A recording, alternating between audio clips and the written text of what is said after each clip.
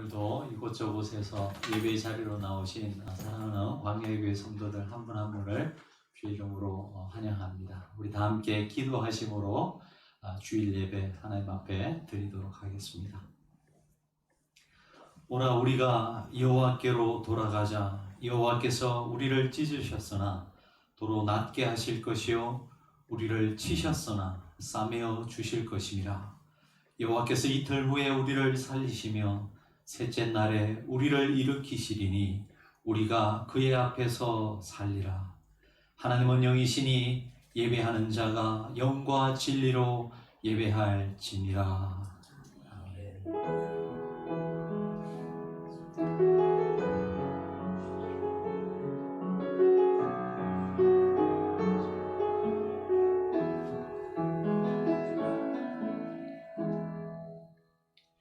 우리 다 함께 찬송가 6장으로 하나님께 영광 돌리시겠습니다. 찬송가 6장입니다.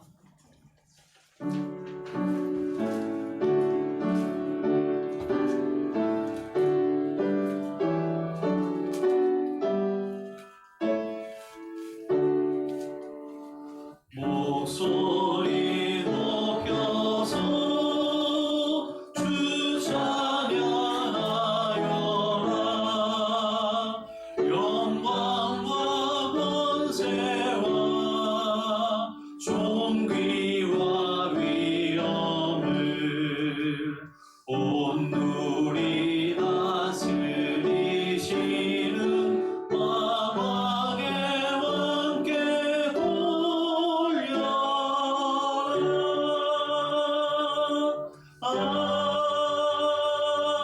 아멘. 우리 다 함께 사도신경으로 우리의 신앙을 함께 고백하시겠습니다. 나는 전능하신 아버지 하나님 천지의 창조주를 믿습니다. 나는 그의 유일하신 아들 우리 주 예수 그리스도를 믿습니다.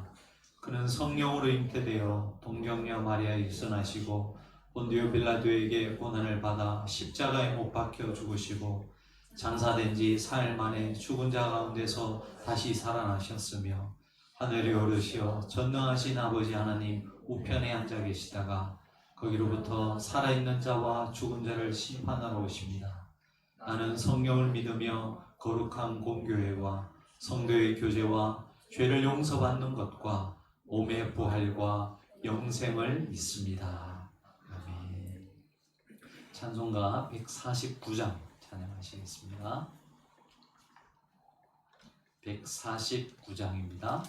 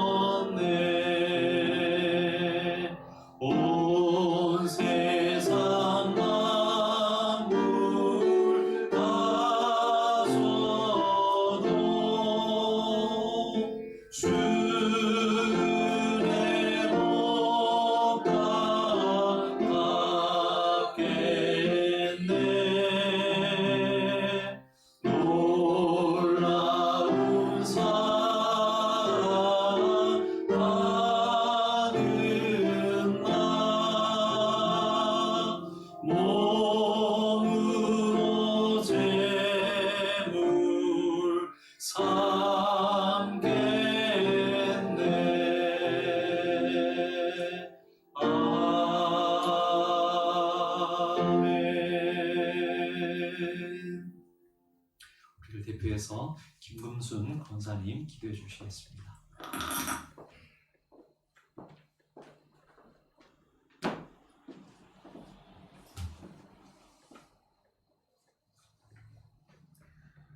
전능하신 하나님 아버지, 하나님의 능력으로 은혜를 베풀어 주심을 감사합니다. 영과 진리로 예배하는 자를 기뻐하시는 하나님, 성전에서 함께 하진 못하여도 온라인으로 드리는 예배와 각자 있는 자리에서 예배하는 심령들을 기억하여 주시옵소서. 하나님께 이 예배를 영광 올려 드리오니 우리의 예배를 기뻐 받아 주시옵소서. 우리의 어리석은 모습을 볼 때 한없이 부끄럽고 무지하고 두려움과 교만한 마음이 가득한 우리의 연약함을 아시는 주님, 용서하여 주시옵소서. 오직 그리스도의 보혈로 저희들을 사하여 주시옵고 온전히 말씀으로 깨달으며 지혜를 얻기를 원합니다. 우리의 삶을 지배하시는 하나님, 전 세계가 코로나 바이러스로 몸과 마음들이 움츠리며 불안해하고 있습니다. 힘들고 어려운 이 시기에 하나님의 자비와 긍휼을 베풀어 주시옵소서. 전염병 바이러스가 하루속히 소멸되게 하여 주셔서 모든 일상생활이 평온하게 하나님의 속한 자유를 누리며 살아가게 도와주시옵소서.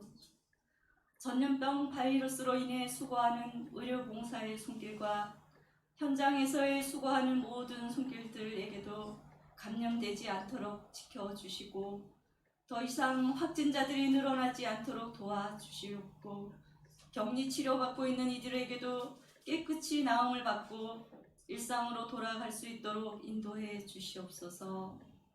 모이는 장소에서도 모일 수 있는 날이 속히 오게 하시고 소상공인들에게도 경영난에 어려움이 없도록 하루속히 회복되게 하여 주시옵기만을 간절히 바라고 원합니다. 이 나라 이 민족을 사랑하시는 하나님, 믿음의 군속들이 혼란스러운 이때에 주님의 계획하심을 깨달으며 되돌아보게 하시고 세우신 통치자들에게도 주님을 경외하며 올바르게 정리를 구하는 이들이 되어질 수 있도록 세워주시옵소서.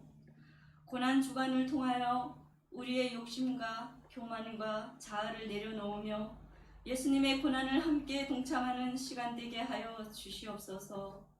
전염병 바이러스로 인한 국가와 사회와 교회와 성도들의 가정을 지켜주시옵고 특별히 육신에 연약한 이들을 눈동자와 같이 보호하여 주시옵소서. 광야의 교회를 위해 애쓰시고 기도하시는 두 분 목사님 위에도 함께하여 주시옵고 영육간의 강건함으로 더딥혀 주시옵소서. 양들을 먹이시기에 부족함이 없도록 능력에 능력을 더하여 주시옵고 선포되어지는 그 말씀에 듣는 이들에게는 더욱더 사모하게 하시고 성령 충만한 시간으로 인도하여 주시옵소서. 주님의 평안으로 함께하는 이 시간을 지켜주시옵고 감사드리오며 거룩하신 예수님의 이름으로 기도드리옵나이다.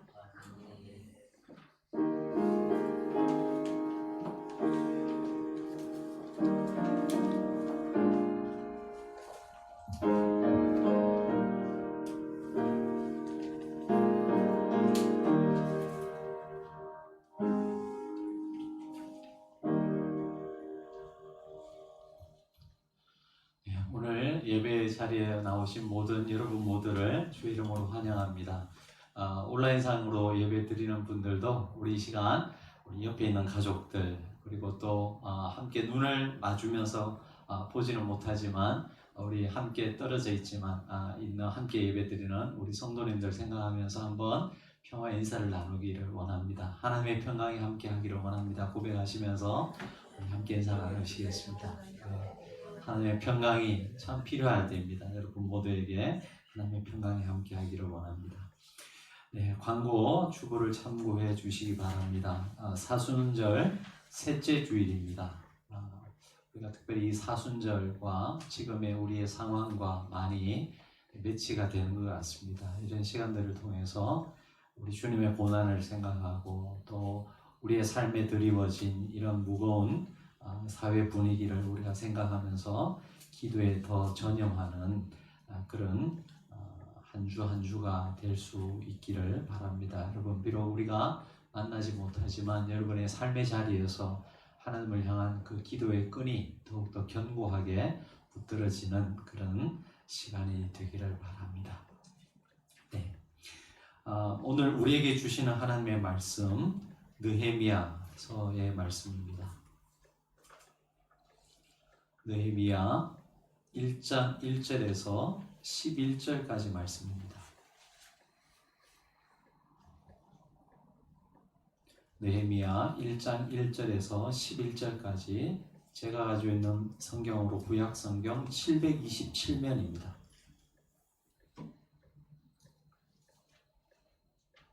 느헤미야 1장 1절에서 11절까지 말씀인데요. 우리 교도하시겠습니다. 제가 먼저 1절 말씀 봉독해 드리겠습니다. 하가랴의 아들 느헤미야의 말이라. 아닥사스다 왕 제20년 기스를 월에 내가 수산궁에 있는데 내 형제들 가운데 하나인 하나님과 부어 사람과 함께 그달의 시대에 이르렀기로 내가 그 사로잡기를 면하고 남아있는 유다와 예루살렘 사람들의 형편을 문즉 그들이 내게 이르되 사로잡힘을 면하고 남아있는 자들이 그 지방 거기에서 큰 환난을 당하고 능욕을 받으며 예루살렘 성은 허물어지고 성문들은 불탔다 하는지라. 내가 네 말을 듣고 앉아서 울고 수일 동안 슬퍼하며 하늘의 하나님 앞에 금식하며 기도하여 이르되 하늘의 하나님 여호와 크고 두려우신 하나님이여 주를 사랑하고 주의 계명을 지키는 자에게 언약을 지키시며 긍휼을 베푸시는 주여 간구하나이다. 이제 종이 주의 종들이 이스라엘 자손을 위하여 주야로 기도하며 우리 이스라엘 자손이 주께 범죄한 죄들을 사하오니 주는 귀를 기울이시며 눈을 여시사 종의 기도를 들으시옵소서. 나와 내 아버지의 집이 범죄하여 주를 향하여 크게 악을 행하여 주께서 주의 종 모세에게 명령하신 계명과 율례와 규례를 지키지 아니하였나이다. 옛적에 주께서 주의 종 모세에게 명령하여 이르시되 만일 너희가 범죄하면 내가 너희를 여러 나라 가운데 만일 내게로 돌아와 내 계명을 지켜 행하면 너희 쫓긴 자가 하늘 끝에 있을지라도 내가 거기서부터 그들을 모아 내 이름을 두려고 택한 곳에 돌아오게 하리라 하신 말씀을 이제 청하건대 기억하옵소서.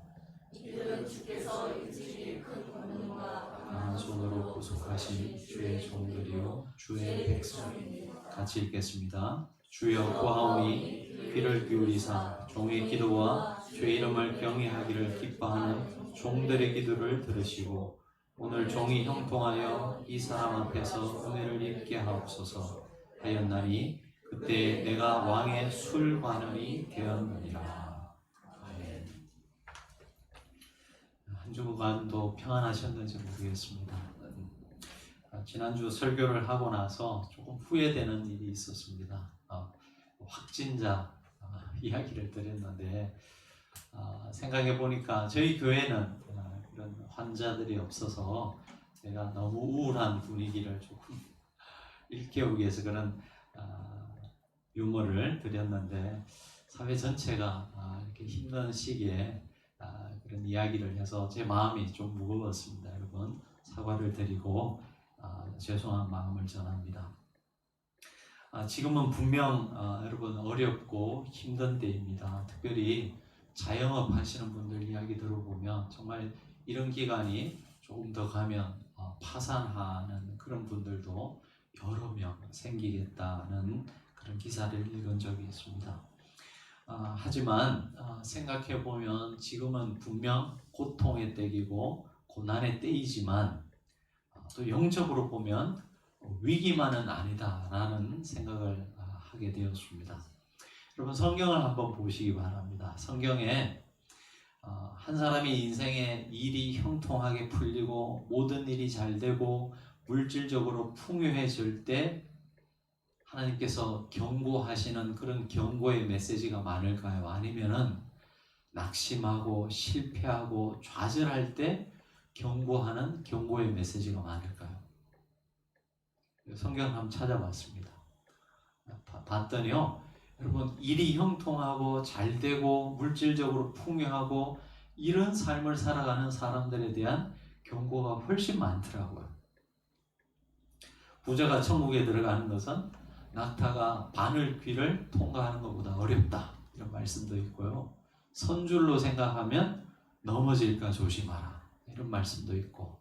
그러니까 잘되고 형통한 사람들에 대한 경고가 훨씬 많더라고요. 반면에 가난한 자는 복이 있다, 이런 말씀을 주님 하셨거든요. 이런 측면에서 본다면 우리가 지금 분명히 어렵고 힘든 때를 지나고 있지만 영적으로 본다면 꼭 나쁜 때만은 아니다 하는 생각을 해보게 되는 것이죠. 여러분, 이럴 때일수록 더 하나님께 바짝 붙고, 여러분 우리의 기도의 끈을 바짝 조이고, 그리고 우리가 평상시 생각하지 못했던 것들, 볼 수 없었던 것들을 우리가 볼 수 있는 눈이 생긴다면, 저는 이 시간이 우리 개인의 신앙을 일깨우고 우리의 가족을 회복하고 또 우리 공동체를 회복하고 또 이 나라 이 민족을 새롭게 하는 하나님의 섭리가 있다라는 그런 믿음이 듭니다. 여러분, 그런 전환점이 될 수 있기를 위해서 여러분 기도해 주시면 감사하겠습니다. 이스라엘의 역사를 보면 초기 세 왕, 즉 사울, 다윗, 솔로몬까지는 통일 왕국 시대였습니다. 나라가 하나였습니다. 근데 이 솔로몬의 아들 르호보암이 집권하면서 이 통일 왕국이 분열되게 되죠. 남쪽은 유다, 북쪽은 이스라엘로 이렇게 지금의 우리나라처럼 허리가 두 동강 난 채 그렇게 지내오게 됩니다. 그리고 오랜 세월이 지나서 북이스라엘은 아수르에 의해서 멸망을 받게 되고 남유다는 바벨론에 의해서 멸망을 하게 됩니다. 그리고 나서 70년, 주전 587년에 남유다가 망하게 되는데, 그리고 나서 70년이 지난 후에 페르시아가 이 중동의 정권을 장악하면서 식민지 정책을 쓰게 되고, 그때서야 이 포로로 잡혀갔던 유대인들이 다시 귀환을 하게 됩니다. 총 3번에 걸친 귀환이 있었는데, 이 오늘 말씀에 나오는 느헤미야는 바로 3번째 귀환을 책임지고 있었던 사람이었습니다. 3차로 예루살렘에 귀환한 이 느헤미야를 통해서 그 무너진 예루살렘 성을 재건하게 되고 이스라엘 공동체가 회복되는 이야기가 바로 이 느헤미야서에 나오고 있습니다. 오늘 이 사건의 주인공인 느헤미야는 이 당시에 어디에서 뭘 하고 있었던 사람인지 오늘 말씀은 우리에게 이야기해 주고 있습니다. 오늘 1장 1절의 말씀을 같이 한번 읽어보시겠습니다. 시작. 하갈의 아들 느헤미야의 말이라. 아닥사스다 왕 제20년 기스르를 월에 내가 수산궁에 있는데. 그리고 이 수산궁에서 무엇을 했던 사람이냐? 11절을 보시면, 마지막 보시면 그때 내가 왕의 술관원이 되었느니라, 이렇게 소개하고 있습니다. 여러분, 사람들마다 가고 싶은 곳, 또 되고 싶은 어떤 직책이 있습니다. 여러분, 음악하는 사람들은, 정말 세계 최고 탑을 달리는 그런 사람들은 꼭 가고 싶은 곳이 있죠. 미국에 있는 카네기 홀에서 연주를 하거나 독주를 하는 것을 아마 꿈꿀 것입니다. 야구를 하는 사람들은 어디를 가고 싶어 할까요? 메이저리그. 네, 그렇죠. 여러분, 운동하는 사람들은 올림픽에 출전해서 금메달 자리에 서보는 것, 그것이 가장 꿈일 것입니다. 자, 오늘 이 느헤미야가 있었던 왕궁, 수산궁으로 나오는데, 왕궁은 어떤 곳입니까? 누구나 가기를 원하고 또 그 자리에 서보기를 원하는, 일하고 싶은 곳이 바로 왕궁이었습니다. 또한 느헤미야는 왕의 술관원이었다라고 소개하고 있습니다. 술관원 하면 우리가 웨이터 정도 우리가 생각해 볼 수 있지 않겠나 싶지만, 사실은 이 술관원이라고 하면 왕의 절대적 신임이 없으면 아무나 설 수 없는 왕의 신임을 특별히 받는 신뢰하는 사람만이 할 수 있는 그런 직책이었습니다. 그러니까 느헤미야는 모든 사람들이 부러워하는 곳에서 그리고 왕의 신임을 가장 많이 받던 그런 사람, 즉 미래가 보장된 삶을 살아가던 그런 사람이었습니다. 근데 그 어느 날 그의 동생 하나니로부터 자신의 고국인 이스라엘 땅에 대한 소식을 듣게 됩니다. 그 이스라엘 땅에 예루살렘 성에 살아가던 사람들의 고난에 대한 이야기를 듣게 되죠. 그때 그 이야기를 들었던 그 느헤미야의 반응이 어땠는지 4절에 나오고 있습니다. 우리 4절의 말씀을 같이 한 목소리를 읽어보면 좋겠습니다. 내가 이 말을 듣고 앉아서 울고 수일 동안 슬퍼하며 하늘의 하나님 앞에 금식하며 기도하여 했습니다. 자, 울고 수일 동안 슬퍼했고 또 하나님 앞에 금식하며 기도했다라고 했습니다. 여러분, 역사적 배경을 우리가 생각해 보면 이것은 결코 자연스럽거나 쉬운 일이 아닙니다. 오늘 이 사건은 남유다가 멸망한 지 약 160년이 지난 후에 일어난 일입니다. 여러분 한번 상상해 보십시오. 그러니까 느헤미야는 태어났을 때부터 이 페르시아의 백성으로 태어난 거예요. 한 번도 유대 땅을, 예루살렘을 밟아본 경험이 없는 사람입니다. 아마도 포로기 이후에 3대나 4대가 지난 후에 태어난 사람이 바로 이 느헤미야였습니다. 태어나 보니 바벨론이었던 것이죠. 그곳의 문화와 그곳의 언어에 익숙한 사람으로 자라왔을 것입니다. 여러분, 미국에서 살아가는 한인 3세, 4세 한번 생각해 보시기 바랍니다. 한국 사람이라는 정체성이 있습니까? 물론 다 그렇다라고 이야기할 수는 없지만요. 물론 생김새는 한국 사람이지만 그들의 이 정신세계, 아이덴티티는 아메리칸이라는 정체성이 훨씬 강할 거예요. 근데 느헤미야는 고국의 그 자신이 조상들이 살았던 고국에서 지금 그 같은 민족이 고난당하고 있다는 이 사실에 대한 이야기를 들었을 때 그는 눈물을 흘리며 금식하며 기도했다라고 나와 있습니다. 어떻게 이럴 수 있었죠? 페르시아에서 태어난 느헤미야는 한 번도 예루살렘 땅을 밟아보지 못했을 것입니다. 여러분, 이 수산궁에서 예루살렘 성까지는 약 1000km가 됩니다. 1000km. 결국은 이 느헤미야가 사람들을 이끌고 예루살렘으로 다시 돌아가서 예루살렘 성의 그 회파된 성을 회복하게 되는데요. 왕복 2000km입니다. 지금처럼 이런 교통이 발달되지도 않았던 시대였으니까 얼마나 오랜 시간이 걸렸겠습니까? 그리고 느헤미야는 이 왕의 술관원이라는 엄청난 중요한 직책을 맡고 있는 사람입니다. 대부분의 신하들은 어떻게 해서든 왕 가까이에 가서 왕의 신임을 얻기를 원하는 그런 시대 아니었겠습니까? 근데 지금 느헤미야는 이런 고국에 회파된 예루살렘 성의 이야기, 그리고 고난당하는 그 고국의 동족들에 대한 이야기를 듣고 예루살렘으로 가려고 하고 있습니다. 식민지 백성 출신으로 지금의 그 자리에까지 가기까지 얼마나 많은 고난이 있었겠습니까? 이민자들이 여러분 그 주류 사회에 들어가기 위해서 수많은 노력을 하지 않습니까? 그렇지만 쉽지 않은 일이죠. 근데 그것을 해낸 사람이 느헤미야인데 지금 그 좋은 자리를 박차고 예루살렘으로 다시 가려고 하는 그런 느헤미야를 보게 됩니다. 어떻게 여러분 이럴 수 있냐는 것이죠. 믿음이 좋았을까요? 민족애가 남달라서였을까요?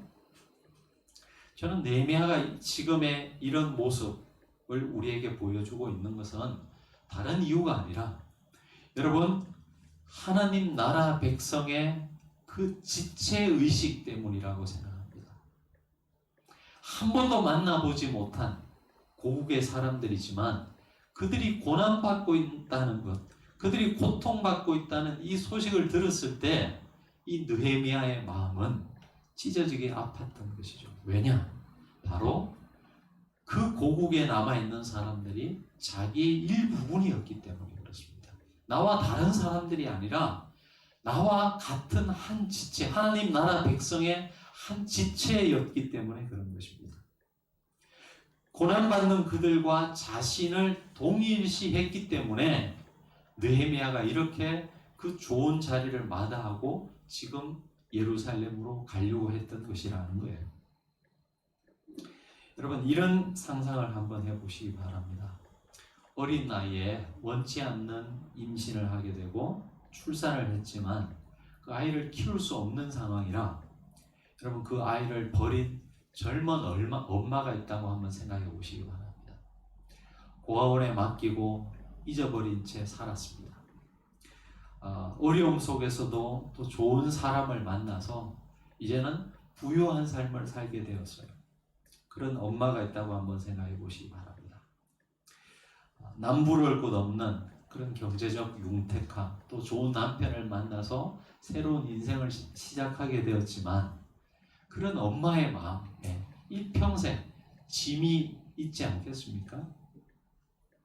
일평생 그 마음의 짐을 갖고 살아가지 않겠습니까?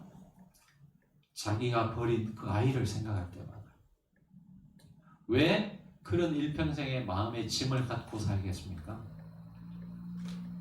여러분 그 엄마는 그 아이를 버렸지만 이미 그 아이를 잉태할 때부터 그 아이는 그 엄마의 일부분이기 때문에 그래요. 자기의 일부분을 상실한 그 상처를, 그 아픔을 여러분 이 엄마는 일평생 갖고 살아갈 수밖에 없는 것이죠. 느헤미야의 마음이 그랬다는 거예요. 그래서 오늘 말씀에 보면 느헤미야가 자기와 조상들의 죄를 회개하고 있습니다. 6절의 말씀을 제가 한번 읽어드리겠습니다. 이제 종이 주의 종들인 이스라엘 자손을 위하여 주야로 기도하오며 우리 이스라엘 자손이 주께 범죄한 죄들을 자복하오니 주는 귀를 기울이시며 눈을 여시사 종의 기도를 들으시옵소서. 나와 내 아버지의 집이 범죄하여 이렇게 고백하고 있습니다. 여러분 사실 돌아보면 느헤미야는 잘못한 게 없어요. 아니 오히려 자기 조상들이 저지른 그 범죄로 인하여서 나라를 잃는 아픈 현실 속에서 태어난 것밖에 없습니다. 느헤미야는 잘못한 것이 없어요. 근데 왜 지금 느헤미야는 자기의 죄와 자기 아버지, 즉 조상들의 죄를 회개하고 있겠습니까? 이미 이 느헤미야의 마음속에는 자기와 먼저 살고 갔던 과거의 조상들과도 다른 사람이 아니라 한 공동체, 한 지체라는 의식이 있었기 때문에 이런 회개의 기도를 드릴 수 있었던 것이죠. 즉 여러분 이 느헤미야는 지금 엄청나게 멀리 떨어져 있는 고국에서 살아가는 그 자기의 동족들, 그리고 이미 죽고 없어진 자기 조상들과도 같은 연대의식과 지체의식을 가지고 있었다는 것. 그리고 그것이 결국은 느헤미야를 예루살렘으로 돌아가게 만들었다라는 것이죠. 고통당하는 이들에 대한 연대의식, 그리고 그들을 향한 이 긍휼의 마음이 느헤미야를 그렇게 만들었다라는 것입니다. 저는 이번 이 코로나 사건이 우리에게 많은 상실과 아픔을 주기도 하지만 또 우리에게 주는 귀한 그런 유익이 있다고 생각합니다. 이제 더 이상 여러분 이 세계는, 이 세상은 따로따로 살아가는 곳이 아니라 이 전 세계, 지구 전체가 하나의 유기체처럼 영향을 주기도 하고 받으며 살아갈 수밖에 없는 운명 공동체라는 의식을 지구상의 모든 사람들에게 일깨우고 있다라는 것. 그것은 굉장히 유익이라는 생각을 하게 됩니다. 책 읽는 것 저도 굉장히 좋아하는데요. 요즘 한 가지 또 잘하는 것 중에 하나가 그 유튜버 보는 거예요. 그 미디어를 활용하면 굉장히 좋은 것들이 많더라고요. 여러분들도 한번 활용해 보시기 바랍니다. 이 미디어를 통해서 여러분 우리의 삶에 굉장한 유익을 끼치는 것 저는 경험을 하고 있는데요. 강의 같은 좋은 강의들 굉장히 많이 들을 수 있습니다. 예전에는 꼭 오프라인상의 어떤 사람을 찾아가야만 들을 수 있었던 그런 강의들을요. 이제는 방에 앉아서 여러분 어디를 가든 핸드폰만 있으면요. 여러분 어디에서나 좋은 분의 강의, 설교를 다 들을 수 있어요. 여러분 적극적으로 활용하시기 바랍니다. 제가 요즘 자주 보는 그 유튜버 채널 중 하나가 조승현 씨라는 분이 있어요. 여러분 작가인데 여러분도 보시면 알 겁니다. 5개국어를 하고 아주 굉장히 박학다식한 그런 분인데요. 그분이 하는 강의 지난주에 하나 들었는데요. 굉장히 재미난 강의를 하나 들었습니다. 자, 여러분 시대마다 그 시대를 대표하는 키워드가 있죠. 중세시대 하면 여러분 어떤 단어가 떠오릅니까? 아마도 많은 사람들이 종교라는 단어를 떠오릅니다. 르네상스, 근대 이런 시대를 생각하면 어떤 단어가 떠오릅니까, 여러분? 여러분 그 식민지 시대 그리고 무역 뭐 이런 것도 떠오르죠. 20세기 하면 어떤 단어가 떠올라요? 20세기에 있었던 두 번의 정말 엄청난 세계 대전 그리고 그로 인해서 발생되어진 여러분 이념의 대결 이런 이야기들 우리가 생각해 볼 수 있을 것 같습니다. 그러면 21세기 하면 우리가 물론 이제 21세기를 아직 살고 있지만 21세기 하면 뭐가 가장 화두인 것 같습니까? 여러분 이분은 기후 위기를 21세기의 가장 중요한 지금까지의 화두라고 보고 있더라고요. 그래서 여러분 기후 위기 우리가 관심을 갖게 되는데 기후 위기라는 게 뭐예요, 여러분? 화석 연료를 태워서 그 화석 연료를 태울 때 나는 탄소로 인해서 이 지구가 전체적으로 온난화되면서 발생하는 문제들이죠. 근데 이것이 우리가 생각하는 것보다 굉장히 정말 많은 영향을 미치고 있더라고요. 그래서 몇 년 전까지만 해도 기후 위기라 그러지 않고 그냥 기후 변화라 그랬어요. climate change 이런 단어를 썼는데 이제는 너무 약하다. 이 기후 변화가 가지고 오는 많은 위기들. 그래서 climate crisis 혹은 climate emergency 이런 단어들을 쓰고 있습니다. 요즘은 정치, 경제, 문화 이 모든 부분에 이 기후 변화가 많은 원인을 그 변화의 원인을 제공하고 있다는 것을 이분이 이야기합니다. 정치 하나만 보면요, 여러분 기후 변화가 정치에 얼마나 많은 영향을 미치고 있는지 우리가 알 수 있다라고 이야기하는데 가장 많은 저널리스트들이 걱정하는 두 가지가 있는데요. 하나는 무질서의 확산. 이 정치적 그 무대 속에서 가장 지금 두 가지 화두가 뭐냐면 무질서의 확산과 두 번째는 정치의 양극화라는 거예요. 무질서의 확산. 여러분 예전에는 이 안보 위기라고 하면 국가와 국가 간의 어떤 전쟁으로 인해서 안보가 위기를 겪잖아요. 근데 요즘은 그런 경우는 잘 없고 어떤 나라의 어떤 이유로 인해서 그 국가 체계가 완전히 무너졌을 때 그 빈틈을 타고 여러분 테러 그룹이나 반군 세력들, 해적 같은 무리가 자리를 잡게 되고 그들이 온 세계에 그런 어떤 안보의 위협을 가하는 그런 세력이 된다는 것입니다. 두 번째는 정치 양극화인데요. 점점 극우가 되든지 점점 극좌가 되면서 이런 사회적 갈등의 요인이 된다는 것입니다. 근데 대표적으로 이 정치 양극화가 일어나는 나라들 중에 이 독일과 미국을 꼽을 수 있는데요. 이 독일과 미국이 이런 정치적 양극화가 되는 이유 중에 근본적 이유 하나가 바로 이 난민 문제입니다. 난민 문제. 여러분, 그러면 난민들은 어디서 발생하고 어디서 왔을까요? 아까 말씀드렸던 그런 무질서의 확산이 있는 이 국가 체계를 이루지 못한 그런 빈 공간을 테러 집단이 그 자리를 삐집고 들어가면서 발생하는 그런 국가들에서 난민들이 발생하게 된다는 거예요. 그래서 무질서가 있는 나라에서 질서가 잡혀 있는 나라들로 옮겨가는 거예요. 왜냐하면 여기서 살 수가 없으니까. 그런 사람들이 난민들 아니겠어요? 그래서 이 두 가지 문제는 결코 다르게 생각할 수 있는 것이 아니라 같이 함께 생각할 수밖에 없다는 거예요. 근데 중요한 것은 이 두 가지 문제를 발생시키는 중요한 요인 중에 하나가 바로 이 기후라는 거예요. 그러면서 예로 드는 게 여러분 뉴욕타임즈의 아주 유명한 베스트셀러 작가이고 칼럼니스트인 토마스 프리드만이라는 사람의 책을 소개하고 있습니다. 늦어서 감사해. Thank you for being late라는 이런 이 책인데요. 왜 이런 제목을 잡았는지 저 책을 읽어보지 못해서 잘 모르겠지만 그분이 이런 이야기합니다. 이런 정치적 악순환의 기본에 여러분 이 기후 변화, 기후 위기가 있다라는 거예요. 그러면서 이 프리드만이 시리아를 예로 들고 있는데요.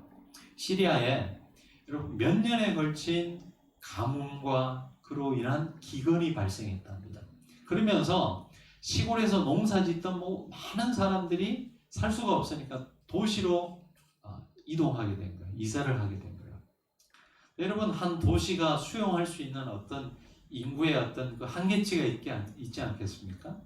근데 시골에서 농사 짓던 사람들이 지을 수 없으니까 엄청난 수가 도시로 왔는데 그러다 보니까 이 도시가 마비가 되어버리는 거예요. 그리고 그 국가 전체가 이런 사태들을 대처할 수 없게 되어가지고 국가가 국가로서의 기능을 상실하게 되어버리는 거죠. 그러면서 많은 방군들이 일어나고 테러 조직이 생기면서 이 시리아 땅에 사람들이 살 수 없게 되고 그 사람들이 난민이 되어버렸다라는 것이죠. 이런 기후 위기로 발생하는 이런 일들이요, 해를 거듭하면 거듭할수록 많이 발생할 수밖에 없는 이런 지금 사회 속에서 우리가 살아가고 있다는 것입니다. 제가 뭘 느꼈냐 하면 이제는 더 이상 여러분 지구 반대편에서 일어나는 사건들이 나와 무관한 사건이 될 수 없는, 나와 연관될 수밖에 없는 그런 일들이 이제는 일어나고 있다는 것입니다. 예전에는 나와 상관없는 일이라고 치부해버리고 무관심해버리면 되었던 일들이 이제는 더 이상 그렇게 살 수 없는 세상이 되어버렸다는 것입니다. 저와 여러분이 우리가 의식하지도 못한 채 한 행동들 때문에 여러분 이 지구의 환경을 오염시킨다면 언젠가는 그 영향이 저와 여러분의 삶에 직접적 영향을 미칠 수 있는 이런 세상 속에서 우리가 살아간다는 것이죠. 이번 이 코로나 사태가 그것을 여실히 보여주고 있지 않습니까? 이제는 정말 이 세계 전체가 유기적으로 묶여져 있는 이 공동체라는 생각을 우리가 저버릴 수 없는 그런 시대를 우리가 살고 있습니다. 여러분, 그런데 이것이 부정적인 것이 아니라 굉장히 긍정적인 면에서 우리가 생각해 볼 수 있을 것 같습니다. 자, 느헤미야를 통해서 하나님은 회파된 예루살렘 성을 다시 재건하고 이스라엘 공동체, 무너진 이 신앙 공동체를 다시 회복하게 됩니다. 근데 이 일을 1000km나 떨어져 있는 느헤미야 한 사람의 마음에 불러일으킨 하나님의 그 마음을 인하여서 그 하나님의 역사가 시작되었다라는 것, 여러분 한번 생각해 보시기 바랍니다. 그 느헤미야의 마음 속에 여러분 고난당하는 자들, 고통당하는 자기 민족에 대한 그 애끓는 긍휼의 마음으로부터 하나님의 이 역사가 시작되었고 느헤미야의 그 마음은 더 근본적으로 파고 들어가 보면 그 고난당하는 자들과 내가 다른 사람이 아니고 무관한 사람들이 아니고 한 하나님의 백성이라는 이 공동체 의식, 이 연대 의식으로부터 이 하나님의 역사가 시작되고 있다는 것, 느헤미야서가 우리에게 주는 귀한 교훈이라고 생각되었습니다. 말씀을 마치겠습니다. 여러분, 일할 때 우리 그리스도인들은 어떻게 살아야 합니까? 나와 상관없다고 생각했던 사람들의 삶, 그런 사람들의 삶에 귀를 기울이는 것부터 우리가 할 수 있는 일이라고 생각되었습니다. 우리 한 사람이 여러분 하면 얼마나 많은 일들을 하겠습니까? 우리가 아무리 뛰어난들 여러분 우리 한 사람이 세상을 뒤집어 엎고 세상을 변화시키는 그런 일들을 할 수 있겠습니까? 쉽지 않을 겁니다. 하지만 여러분 우리가 이 작은 일에서부터 시작할 수 있기를 바랍니다. 이 세상에서 일어나는 일들, 특별히 여러분 이 땅에서 고통받는 사람들에 대해서 저 사람은 나와 상관없는 사람들이니까 나는 별로 신경 안 써도 돼, 이런 마음이 아니라 그 사람들을 보게 만든 하나님의 뜻을 우리가 생각하면서 우리가 할 수 있는 작은 일을 시작한다면 여러분 바로 그 사람을 통해서 하나님은 하나님의 일을 해 나가신다라는 것이죠. 여러분 우리나라를 한번 보시기 바랍니다. 지금이야 전 세계적으로도 굉장히 영향력을 미치는 나라였지만 여러분 100년 전만 해도 여러분 아무도 바라보지 않았던, 저런 나라가 있는지조차도 몰랐던 조선 땅이었습니다. 근데 이 땅을 생각하면서 긍휼의 마음을 갖고 이 어둠의 땅에서 살아가는 사람들에 대한 애끓는 마음을 갖고 자신들의 청춘을 바친 선교사님들이 있었습니다. 그들이 있었기 때문에 오늘 우리가 이렇게 살아가는 것 아니겠습니까? 여러분 무엇보다 우리 주님을 한번 생각해 보시기 바랍니다. 여러분 높고 높은 보좌에서 심판주로서 이 땅을 다스리는 창조주로서 여러분 하나님은 그분의 일을 하셨으면 됩니다. 근데 여러분 보잘것없는 우리 한 사람 한 사람을 위해서 그 높은 보좌를 버리시고 우리를 위해서 이 땅에 오셨습니다. 그분의 그 희생이 있었기 때문에 오늘 우리가 이런 생명의 삶을 살고 있는 것 아니겠습니까? 여러분 신앙 좋다는 말을 우리가 많이 하는데 신앙 좋은 것이 무엇입니까? 저는 다른 것이 아니라 나를 뛰어넘는 것이라고 생각합니다. 그리고 더 나아가서 내 가족, 내 교회라는 이 울타리를 뛰어넘는 것, 뛰어넘을 수 있는 것, 그것이 신앙 좋은 것이라고 생각합니다. 나만 아는 사람이 신앙 안에서 이웃을 생각하게 되는 것, 우리 가족, 우리 교회만 생각하던 사람들이 하나님의 관점에서 우리의 이 생각의 지평, 우리 시선의 지평을 넓혀가는 것, 그것이 신앙 좋은 것이라고 생각합니다. 여러분 이번 코로나19로 인해서 세상을 보는 우리의 눈이 좀 바뀌었으면 좋겠습니다. 우리가 세상을 바꾸는 그런 위대한 일을 하기는 힘들 것입니다. 하지만 우리의 이 관심의 지평을 넓히고 우리 기도의 지평을 넓혀간다면 바로 그 사람을 통해서 하나님은 하나님의 역사를 이루어 가실 것입니다. 여러분 우리가 할 수 있는 것, 할 수 없는 것에 대한 절망감을 갖기 전에 우리가 무엇을 할 수 있을까? 그것이 아무리 작은 일이라 할지라도 그냥 뉴스에 나오는 지구 반대편의 사람들의 그 고통을 들으면서 잠시 눈을 감고 그냥 기도하는 것도 괜찮습니다. 그런 작은 일에서부터 우리가 하나님의 일에 동참한다면 바로 그 사람을 통해서 하나님은 하나님의 역사를 이루어 가실 것입니다. 여러분 이 지구상에서 일어나는 일들은 나와 무관한 일이 아닙니다. 이 일을, 이 말씀을 꼭 기억하시고 이 느헤미야처럼 오늘 우리에게 맡겨진 이 삶의 여정들을 한 걸음 한 걸음 나아간다면 바로 저와 여러분을 통해서 하나님께서는 그분의 일들을, 하나님의 역사를 이루어 가실 줄로 믿습니다. 기도하시겠습니다. 하나님 아버지, 예전엔 나와 상관없는 일이라 치부하고 잊어버리면 되었던 일들이었지만 이제는 더 이상 그렇게 살 수 없는 세상이 되었습니다. 하나님, 그러나 갑자기 이런 세상이 된 것이 아니라 원래 세상은 그랬음을 우리가 알 수 있게 도와주시옵소서. 하나님, 모든 만물이 주님 안에서 서로 유기적으로 한 생명과 같은 유기체임을 늘 기억할 수 있게 도와주옵소서. 이제는 나와 상관없는 일이라 치부하며 하나님 생각했던 것들도 관심을 갖고 바라보게 하시고 또 기도할 수 있는 저희들의 삶 되게 도와주옵소서. 우리가 할 수 없는 일, 할 수 없다고 절망하기 전에 작은 일이라도 우리가 무엇을 할 수 있을지를 생각해 볼 수 있게 도와주옵소서. 특별히 고난당하고 또 고통당하는 사람들 하나님 생각하면서 함께 그 고통에 동참할 수 있는 그런 마음을 갖는 일에서부터 하나님 신앙인의 한 걸음을 뗄 수 있도록 도와주시옵소서.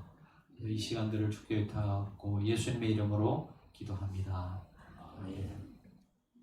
우리 주신 말씀 생각하며 찬송가 337장 찬양하시겠습니다. 337장.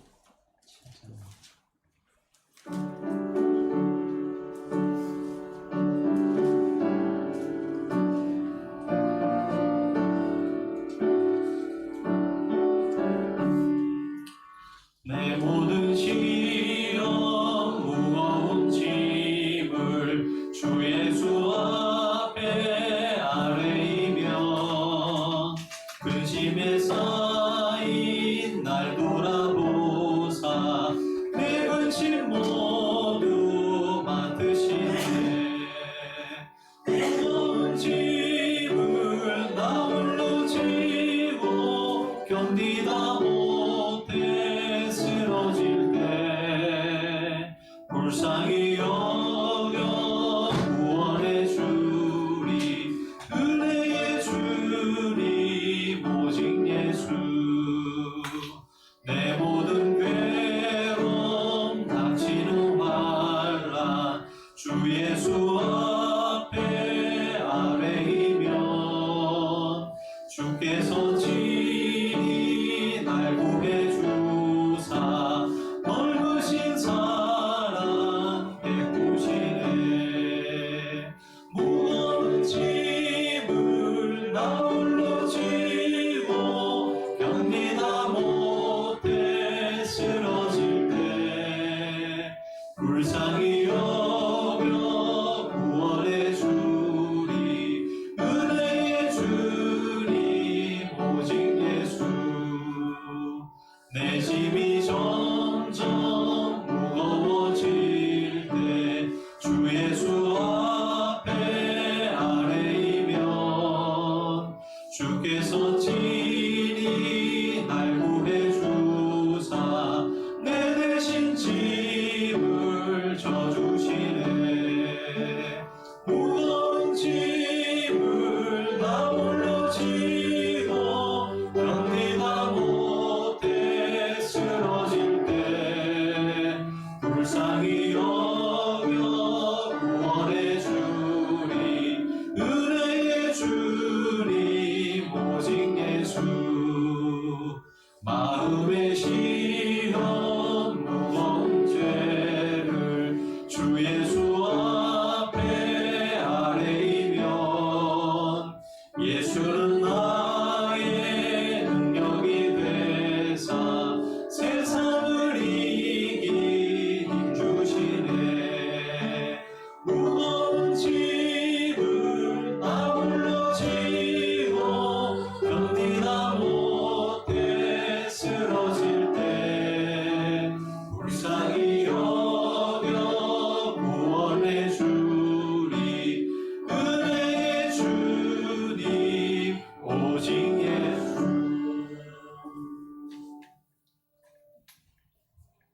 기도하시겠습니다. 하나님 아버지, 주일 아침 예배 자리로 나오게 하심에 감사를 드립니다.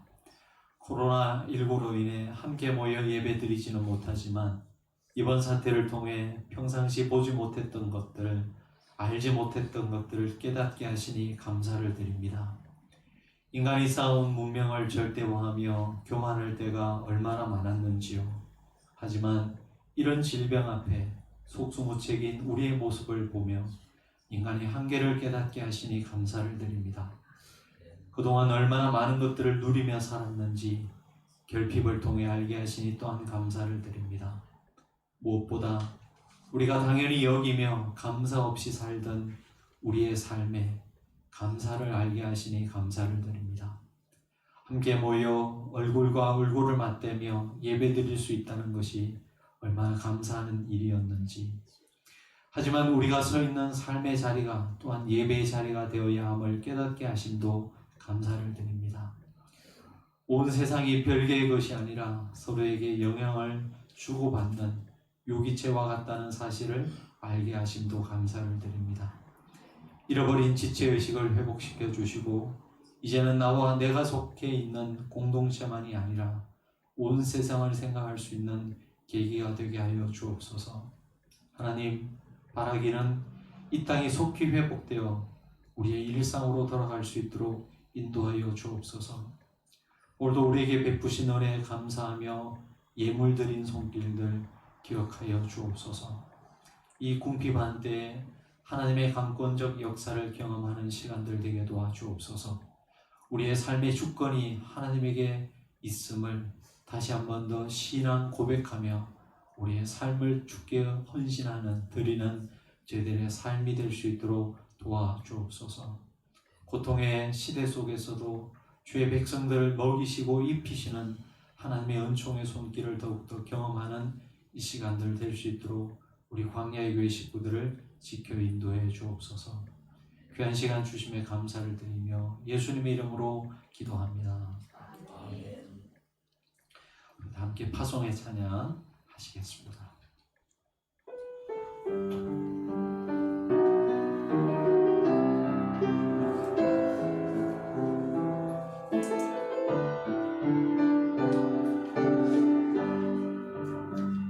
주님 손 잡고 걸으니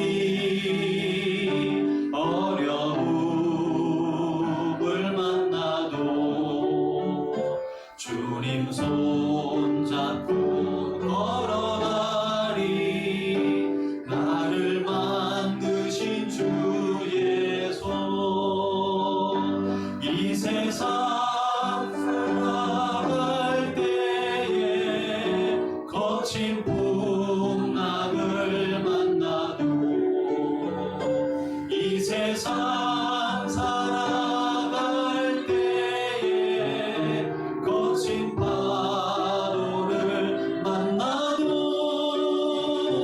나는 주님 손잡으리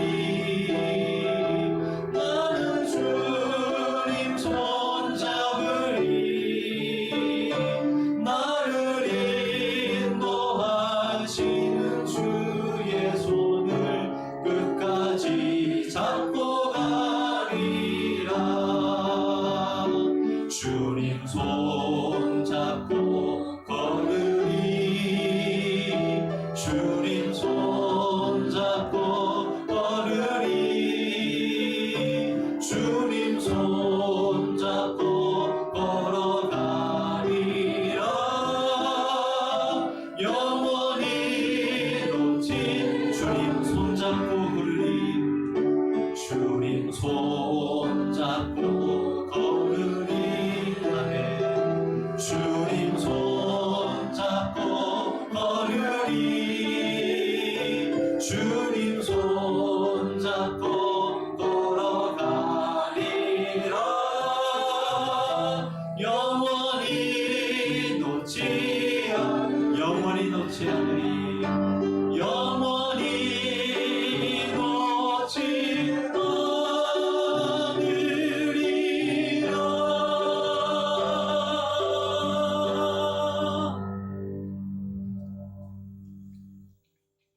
사랑하는 사랑하는 성도 여러분, 이제 주의 말씀을 가슴에 품고 세상으로 나아가십시오.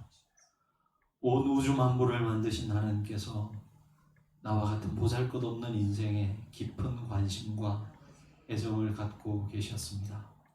그 사랑으로 인해 우리는 구원을 받았습니다. 여러분이 듣는 이 세상의 이야기들을 하찮은 것이라 무시하지 마십시오. 나와 상관없는 일이라 치부하며 간과하지 마십시오. 고통당하는 이들에 대한 작은 관심으로부터 하나님의 역사는 시작됩니다. 우리에게 허락하신 이 작은 공동체 속에서 서로에 대한 관심을 갖고 중보함으로써 그것을 훈련하십시오. 그리고 그 사랑의 지평, 그 기도의 지평을 넓혀 가십시오. 바로 거기에서 하나님의 나라는 시작됩니다. 우리를 사랑하시는 주님께서 이번 한 주도 언제 어디서나 여러분과 늘 함께 하실 것입니다. 이제는 교회 머리가 되신 우리 구주 예수 그리스도의 은혜와 온 만물을 사랑하사 당신의 독생자 주신 하나님 아버지의 그 크고 무한하신 사랑과 우리 안에 내주하시며 우리를 하나님의 사람으로 빚어가시며 우리 마음에 하나님 안에서의 지체의식을 갖게 하시는 성령 하나님의 교통하심이 오늘도 말씀을 받고 이 거친 세상을 향해 나아가는 고개 숙인 사랑하는 성도들 한 분 한 분 위에 축복으로 주신 가정과 자녀들, 사명으로 맡겨주신 일터, 피로 값주고 사신 주의 몸된 교회, 하늘나라 소망하는 이 땅과 모든 생명들 위해 지금으로부터 영원까지 함께 하옵시기를 간절히 축원하옵나이다. 아멘.